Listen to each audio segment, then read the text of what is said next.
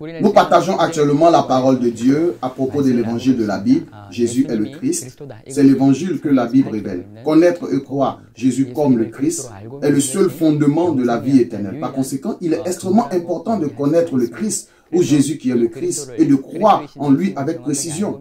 Surtout, quelle est la signification du Christ? Quelle est la signification du mot Christ? Qui est-il? Comprendre le Christ est très important, surtout pour les chrétiens. Le Christ a été envoyé sur la terre pour résoudre les problèmes de l'humanité et pour sauver l'humanité. Alors, quels sont les problèmes auxquels l'humanité est confrontée? Lorsque vous tournez les yeux, vous pouvez voir d'innombrables problèmes. Quant à moi, j'ai aussi divers problèmes dans ma vie. Si vous essayez d'ajouter tous les problèmes de 7 milliards de personnes, vous ne pouvez pas tous les mesurer. Il existe un large éventail de problèmes et certains d'entre eux ne peuvent même pas être imaginés.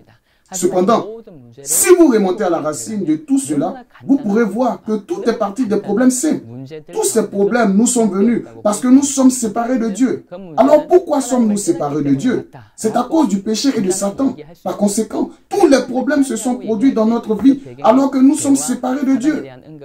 Ou nous pouvons aussi dire que nous avons péché à cause de Satan et en conséquence nous avons quitté Dieu et nous sommes donc confrontés à tous ces problèmes. C'est ainsi que nous pouvons comprendre la vie. Parmi les problèmes fondamentaux, je voudrais parler du péché aujourd'hui. Comme la plupart d'entre nous comprennent ou apprennent depuis notre enfance, le péché est un acte immoral. Certaines actions que les gens perçoivent comme étant mauvaises. En plus du péché commis par des actions, il existe d'autres types de péchés que nous pouvons commettre avec nos pensées et notre esprit. Cependant, la Bible explique toujours le péché dans le contexte de la relation avec Dieu. Il y a plusieurs mots bibliques pour le péché et l'un d'eux est hamatia. Le terme hamatia vient du mot grec et signifie manquer la marque. Vous tirez une flèche visant une cible, mais à un moment donné, la flèche manque sa marque prévue. Ça s'appelle hamatia. Par conséquent, en fait, tout ce qui est loin de Dieu est un péché. Dans Genèse le chapitre 3, rompre l'alliance avec Dieu est décrit comme un péché. Vous pouvez trouver cela dans Genèse le chapitre 3, le verset 6. Dans Nombre chapitre 15, verset 31, il est dit: parce qu'ils ont méprisé la parole du Seigneur et violé ses commandements, ils doivent certainement être coupés. Leur culpabilité demeure en eux. Mépriser la parole de Dieu et briser son commandement est une bonne description du péché qui est apparu dans Genèse le chapitre 3, le verset 6. En Jacques le chapitre 1, le verset 15 dit: après avoir conçu le désir, il donne naissance au péché. Et le péché, quand il est adulte, donne naissance à la mort. Adam et Ève, trompés par Satan, ont finalement commis le péché. Mais c'était le résultat de leur désir et de leur luxure. C'est ainsi que Jacques a compris l'incident.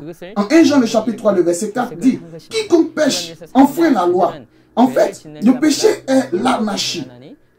Ici, le péché est défini comme l'anarchie. Dans 1 Jean 3, le verset 8, il est dit: celui qui commet le péché est du diable, parce que le diable pêche depuis le début. La Bible dit que le péché est toujours associé à Satan. Le péché qui est directement lié à Satan est l'anarchie et consiste à mépriser la parole de Dieu et à violer ses commandements. C'est ce qu'Adam et Ève ont fait dans Genèse le chapitre 3, le verset 6. Et le résultat du péché est plus terrifiant et grave dans notre compréhension. Dans Genèse 2, 17, il est dit: mais vous ne devez pas manger de l'arbre de la connaissance du bien et du mal, car lorsque vous en mangerez, vous mourrez certainement. La Bible montre clairement que c'est ce que Dieu a dit. À la suite du péché, la mort est venue à l'humanité. Il existe 3 types de péchés. Premièrement, une fois connecté à Dieu, l'humanité est devenue un être vivant. Séparé de Dieu, l'état de l'homme séparé de Dieu, c'est la mort, mort spirituelle. Permettez-moi d'utiliser une analogie. Il existe d'excellents appareils électroniques, par exemple des smartphones et des ordinateurs portables. Vous ne pouvez rien faire avec eux s'il n'y a pas d'alimentation électrique. Cependant, si vous connectez vos appareils à une source d'alimentation, vous pouvez faire beaucoup de choses avec eux. Si nous ne sommes pas connectés avec Dieu, nous sommes comme un ordinateur portable coupé de l'alimentation. Par conséquent, le péché entraîne d'abord la mort spirituelle, étant séparés de Dieu. Et nous connaîtrons la mort physique, ce que les gens comprennent généralement comme la mort. Lorsque notre corps meurt et que notre esprit est séparé de notre corps après, ça, Ce n'est pas la fin. Il y a un jugement éternel. Le résultat du jugement est l'enfer éternel. Il y aura un jugement, puis une mort éternelle. Par conséquent, vous pouvez voir qu'il y a la mort spirituelle, la mort physique, où votre corps et votre esprit sont séparés. Et enfin, la mort éternelle. Tout cela est venu à la suite de notre péché. C'est vrai, pour tout le monde, il n'y a pas d'exception. La seule façon de résoudre le problème de la mort, y compris la mort spirituelle, est de résoudre le problème du péché qui a causé la mort. Les conséquences du péché ont été extrêmement fatales. En Éphésiens, le chapitre 2, le verset 1, déclare que, quant à vous, vous étiez morts dans vos transgressions et péchés.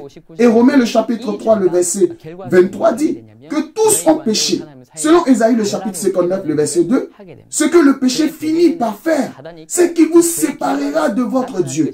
Dans le fond du péché, il y a Satan. Et en conséquence de ce péché, l'humanité a été séparée de Dieu. C'est ainsi qu'Ésaïe, le chapitre 59, le verset 2, explique le péché. Cela semble être très simple. Mais le péché commis en violant le commandement de Dieu et en méprisant sa parole a entraîné cette crise désastreuse, la mort. Et ce résultat du péché est entré dans l'humanité, sans exception, pour personne. Je continuerai à expliquer davantage le péché.